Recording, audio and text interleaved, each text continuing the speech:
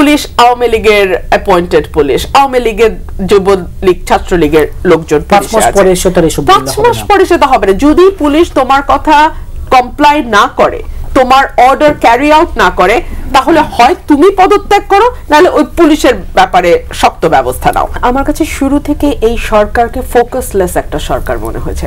এই সরকার তার গোল আমাদের সামনে পরিষ্কার করতে পারে নাই, এই সরকার তার রোড ম্যাপ আমাদের সামনে পরিষ্কার করতে পারে নাই, এই সরকার আমাদের কাছে পরিষ্কার করতে পারে নাই তার স্বল্প, মধ্য এবং দীর্ঘমেয়াদী পরিকল্পনাটা কি।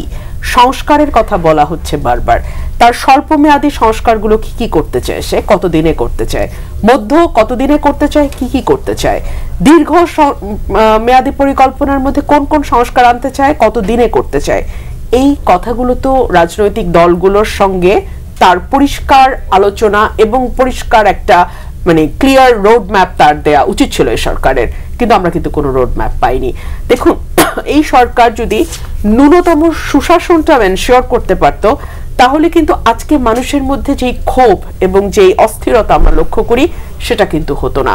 প্রতিদিন কোথাও না কোথাও হয় ছিনতাই, না হলে খুন, না হলে আজকে আমি দেখছিলাম একজন ব্যবসায়ীকে তার ওয়াইফের গয়না ছিনিয়ে নেওয়ার সময় সে বাধা দিয়েছে এবং তাকে গাজীপুরে তাকে গুলি করে মেরে ফেলা হয়েছে। তো এরকম ঘটনা সমাজে অস্থিরতা তৈরি করে, এবং এই ঘটনাগুলোতে আমরা দেখতে পাচ্ছি সরকার আইন শৃঙ্খলা পরিস্থিতিকে শক্ত হাতে নিয়ন্ত্রণ করা, যেটাকে বলা হয়, করতে পারছে না। শুরু থেকে সরকারের একটা এক্সকিউজ ছিল যে পুলিশ সক্রিয় হচ্ছে না, পুলিশ ভয় পাচ্ছে, পুলিশ আওয়ামী লীগের অ্যাপয়েন্টেড পুলিশ, আওয়ামী লীগের যুবলীগ ছাত্রলীগের লোকজন 5 মাস পরে সেটা হবে না। যদি পুলিশ তোমার কথা কমপ্লাই না করে, তোমার অর্ডার ক্যারি আউট না করে, তাহলে হয় তুমি পদত্যাগ করো, নাহলে ওই পুলিশের ব্যাপারে শক্ত ব্যবস্থা নাও। আচ্ছা, এই গেল আইন শৃঙ্খলার অবস্থা। দুই হচ্ছে জিনিসপত্রের দাম। হ্যাঁ, কিছুটা কন্ট্রোলে এসছে ভেরি রিসেন্টলি, তার আগ পর্যন্ত আকাশচুম্বী দাম।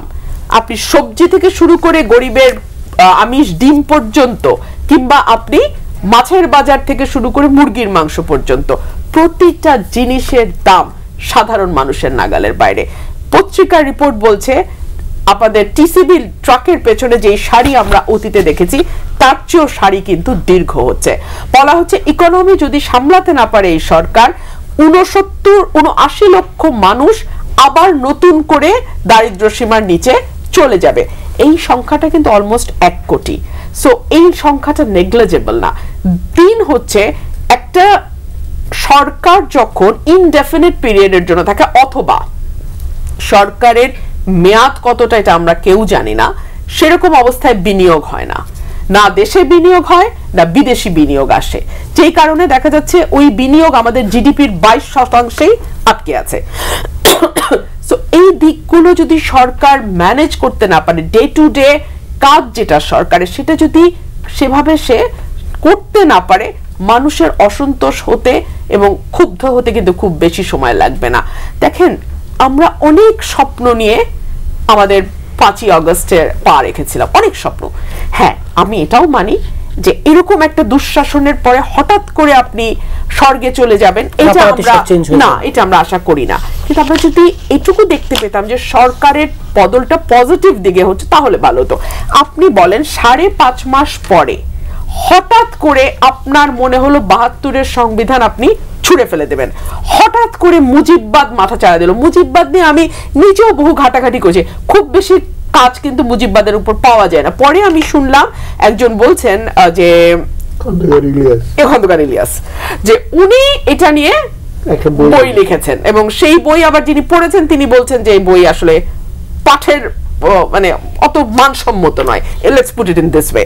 সো এখন কি মুজিববাদ নিয়ে আলোচনার সময়, আপনি আমাকে বলেন।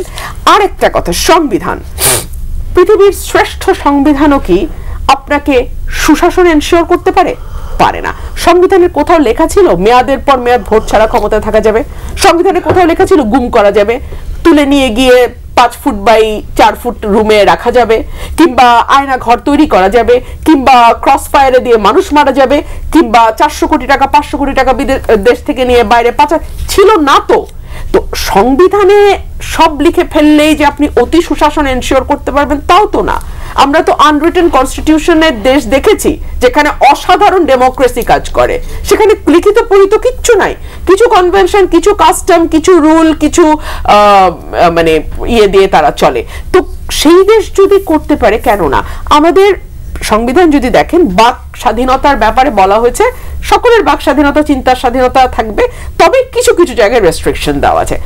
আপনি চায়নার কনস্টিটিউশনটা দেখেন, সেখানে কোনো রেস্ট্রিকশন নাই, সকলের বাক স্বাধীনতা থাকবে। তো চায়নার বাক স্বাধীনতার চেয়ে বাংলাদেশের বাক স্বাধীনতা যদি তুলনা করেন, কোনটা বেটার? তো কনস্টিটিউশনে সব মধুর কথা লেখা থাকলেই যে অসাধারণ দেশ হবে তা না। শাসক কেমন, নির্বাচন প্রক্রিয়াটা কাজ করছে কিনা, জবাবদিহিতামূলক সরকার আছে কিনা, অনেক কিছুর উপর একটা দেশের সুশাসন নির্ভর করে।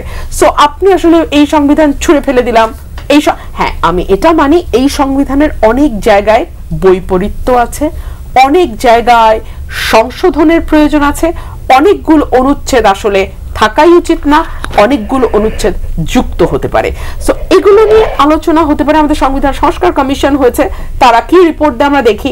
এরপরে তো রাজনৈতিক দলগুলোর সঙ্গে একটা ঐক্যমত্য কমিশন করবেন, যার হেড হবেন ডক্টর মোহাম্মদ ইউনূস, এবং তিনি রাজনৈতিক দলগুলোর সঙ্গে বসবেন।